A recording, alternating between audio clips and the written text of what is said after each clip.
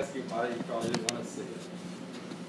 But depending on the catalyst you use, in Lindler's, I forget what it is, but in organic chemistry, you learn things like that. You learn different names of reactions. Here, if you use sodium and ammonia, we get the trans 2-pentene. So by choosing different catalysts for the same type of addition reaction, you can make different products. That's how you can custom make different molecules. Do you have to be able to predict that? No, I'm not going to ask you that. I just wanted to show you the things you can. In organic chemistry, we had to memorize all that stuff, which really didn't enthuse me. So that's why I talk about it. But what I said is nowadays in organic chemistry, we spend more time talking about mechanisms so you can figure things out, which makes it more interesting. Or not. We saw these. There's the Ochem. I think I'm almost done. Oh. Well, no, I'm not going to get into ortho-para. But when you have substituents like this, they talk about ortho and para. The position here, that's the number 1 position. That's the number 2 position. This relationship of 1, 2 is an ortho. This is also an ortho. This one across here is a meta. And then the opposite ones at opposite sides are para. When you're doing a substitution reaction, where you start off with something on one side, you would predict statistically 40% of your product would be this arrangement, 40% would be this, and 20% would be this.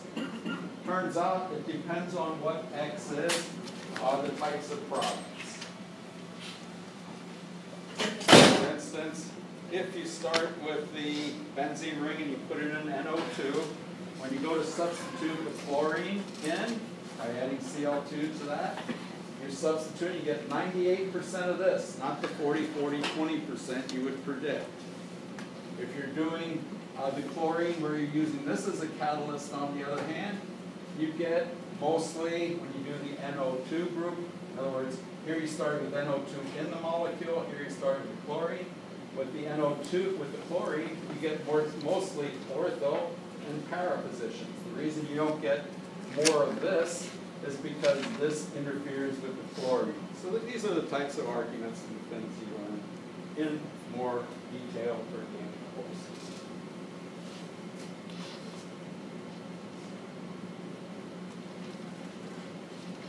Notice this is 2,4,6 trinitrophenol.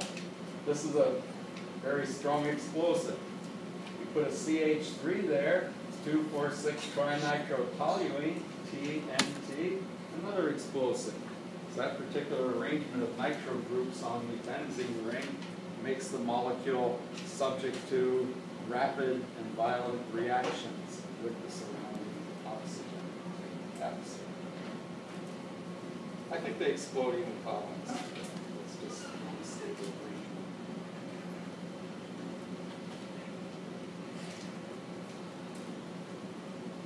Nothing useful there. I'm getting to my next slide down here, which talks about polymers. Oh, there's your good old aspirin. It has a benzoic acid with an acetyl group. Came from acetic acid. You attached it in differently, so it's acetyl salicylic acid or aspirin. Very effective pain reliever. Nobody really knows exactly how to do this. There's my esterification reaction. Amides we're not doing.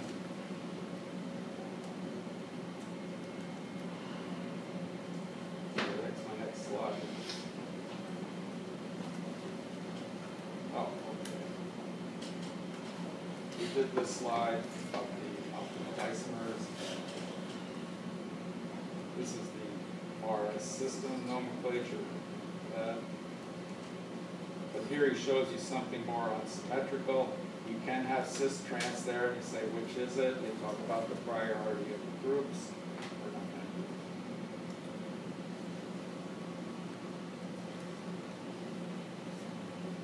Notice here again, he shows you transition states, the activated complex, going to forms. These are all the different things where they do use kinetics in organic chemistry.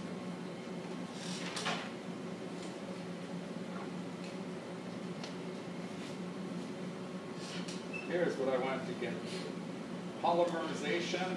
This is better living through plastics or whatever they say nowadays. A famous trademark or statement of DuPont. Better living through chemistry. What is a polymerization? Well, there's where you take ethylene, that's the common name, it's ethene, but you make polyethylene. These all occur by what is called a chain reaction mechanism.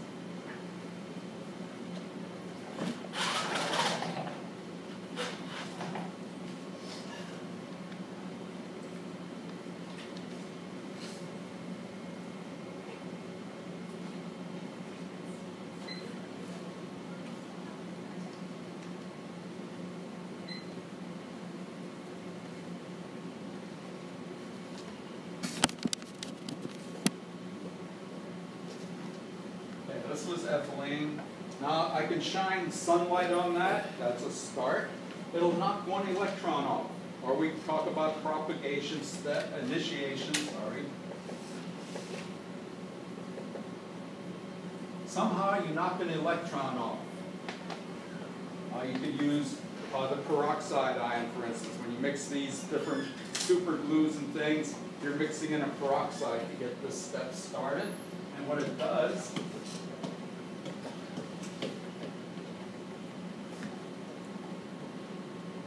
that's an electron.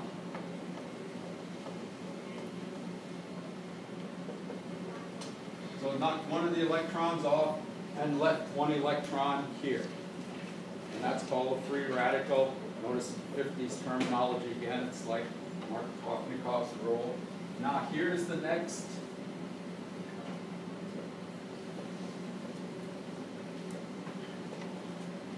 And this pulls this electron over here and makes a bond, and the other electron goes here.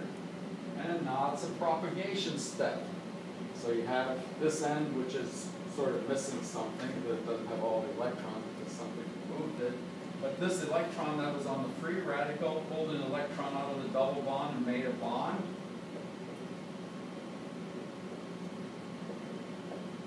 With another free radical on the end. This is the propagation step. It keeps doing that as long as it, for several thousand. This ends somehow by picking up a hydrogen somewhere in the system. It doesn't say where it came from.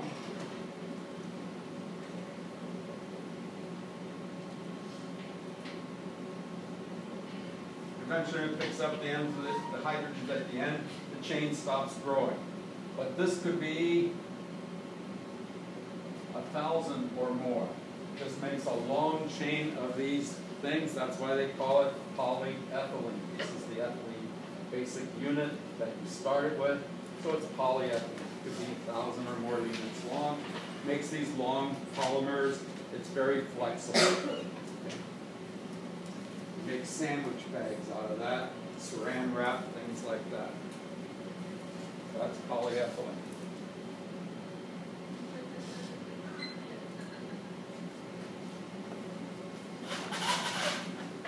Notice all these things have double bonds in here. I'm on the wrong one, on the wrong side. No, I'm on the right side.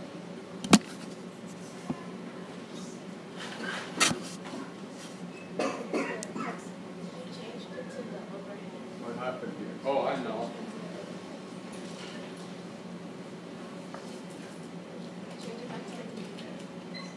There we go. There we go.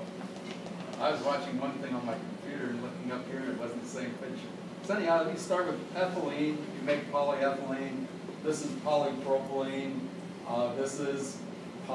This molecule is called vinyl chloride in common nomenclature system. Polyvinyl chloride, that's the pipes. After you put a little branch on here, it becomes more rigid. Polypropylene are the things that you make your plastic glassware in the laboratories. They used to make toys with it. One of the problems they're talking about the BPA, that's something that they put in there to catalyze or knock off one of those electrons, and that's why you don't want those things in your plastics, because they get in your body, who knows what they do. So nobody knows, so they have BPA-free things for kids and whatever. Notice there's tetrafluoroethylene, that's your basic structure for Teflon. And this molecule is called styrene. It's got the double bond again, does the same sort of thing, produces polystyrene, your packaging material. Here's a different type of polymerization. This is really making what? This is an alcohol plus an acid. It's an esterification reaction. So you're splitting out the water molecule and the chain grows. Now this was a 2-acid functional group on either end, it's diacid, and this is 2 OHs on either end. That means this can grow this way by splitting out water molecules. This way, you're making what? The basic reaction is esterification, so you're making polyesters. So all your polyesters are formed from different molecules like this. This happens to be the one for Dacron, but he has other molecules that we use. So but the key thing is, what you need is an alcohol that has 2 OH groups, they're called diols, and you need an acid that has 2 carboxyl groups. And now you can put them together. You make nylon 66 polyurethane. This came from urethane. Okay. So these, and we're not going to ask you about any, but these are the different types of polymerizations. One's condensation, the other is chain reaction polymerization.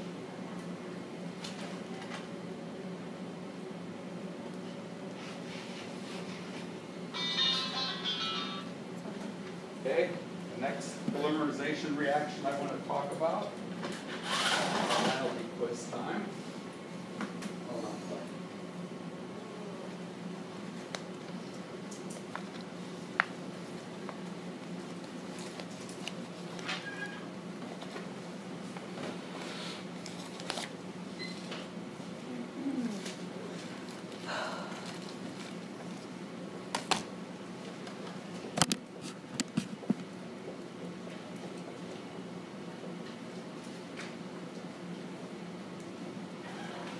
What is that thing?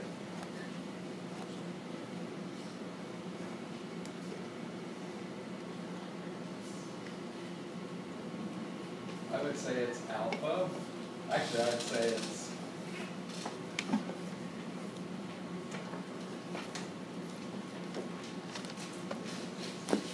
amino, because that's the NH2 group, and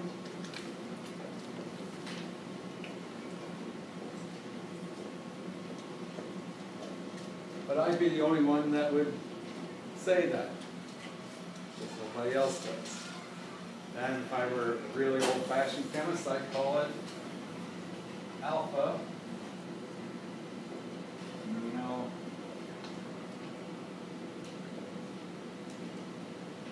and it's an alpha amino acid. And what you really call it is alanine. Okay?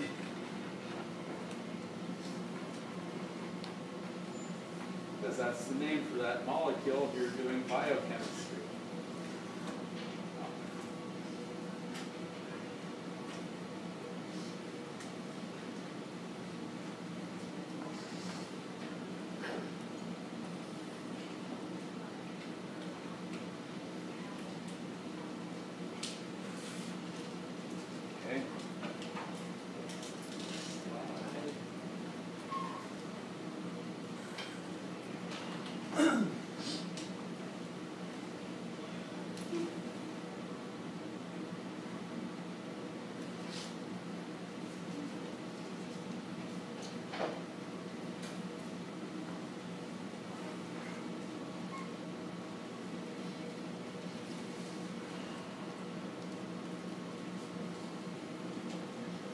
Okay.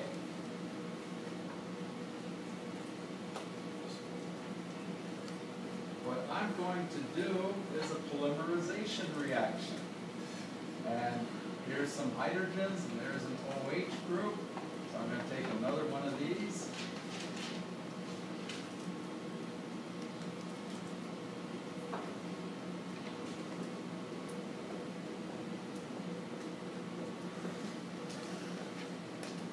Take out H2O. And I'm going to make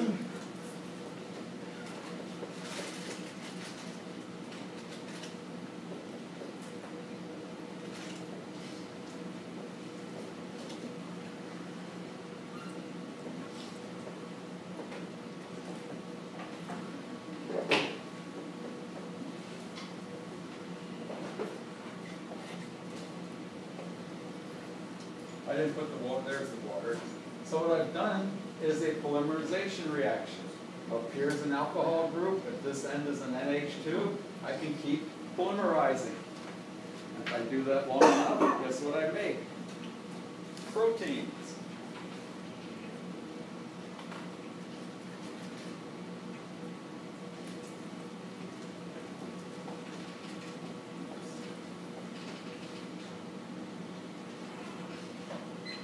He did it a little nicer than I did it.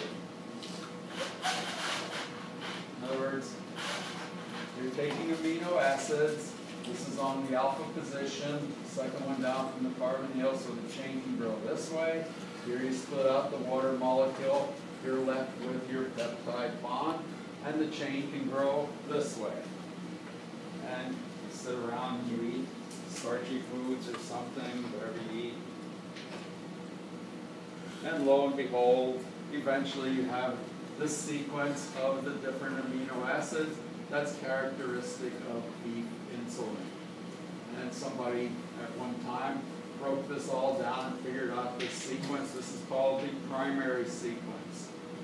And when I was going to school, one of the big groups at Brandeis University was involved in breaking down different proteins and finding out how the different components were linked together.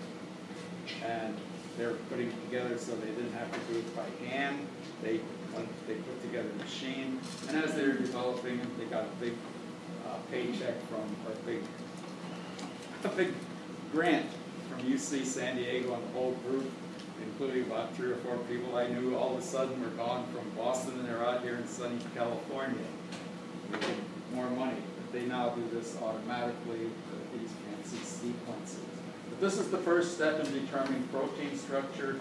It's determining the sequence of acids in there. One thing I wanted to look at. I was going to be a biochemist when I started out, and the first thing that turned me off from being a biochemist was having to take organic chemistry, but that was okay. I was able to get through that. But then when I got to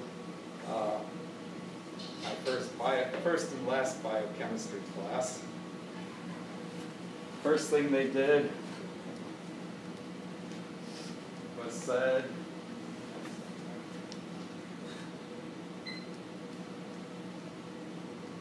see it? Let's see. Can go over there and move around.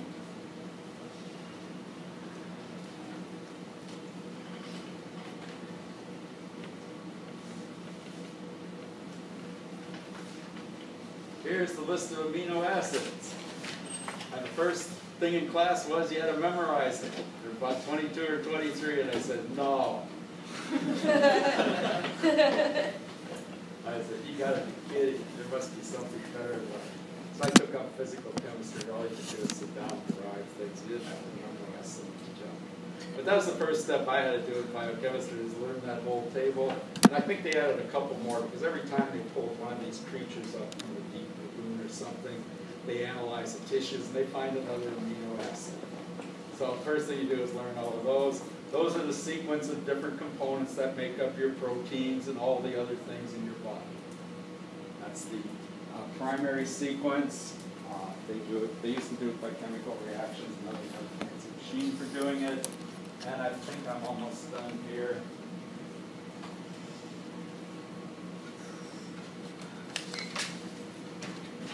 So there's the primary sequence, and then you start wrapping it around in little helical structures like that, and that's the secondary sequence. And then these things intertwine with another thing, and that's the tertiary sequence, and pretty soon you got a whole person standing there in front of you.